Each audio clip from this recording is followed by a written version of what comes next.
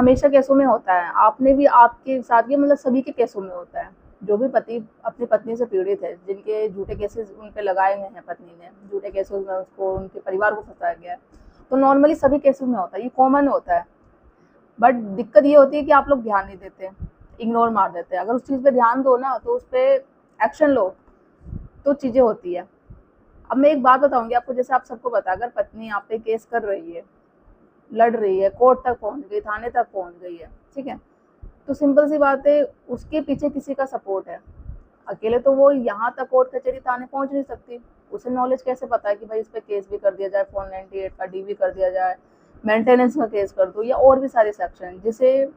और सच में अगर आप पूछोगे भी ना, कई कई केसों में तो पत्नियों को पता भी नहीं होता कि इन सेक्शनों में 498 में होता क्या है।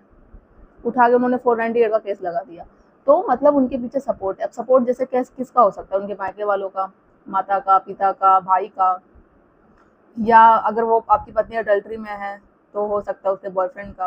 और कभी कभी तो आप यकीन मानेंगे, कुछ एडवोकेट भी ऐसे होते हैं कि वो भी लोग क्या करते हैं कि भाई उसको इतना प्रेशर दिया जाता है, या फिर कोई भी रीज़न हो, मनगढ़ंत कहानियां बना के वो लोग भी सपोर्ट कर देते हैं। ठीक है भाई, पैसे मिलेंगे, केस करना है, बहुत कुछ ऐसे होते हैं लोग। ठीक है, तो ये सारे। अब आपको क्या करना है, जो कॉमन बातें होती हैं आपके केस में, बट वो कॉमन भी छोटी छोटी बातें भी बहुत बड़ी होती है, अगर आप उनका फायदा लो तो। अब एडवांटेज कैसे उठाना है आप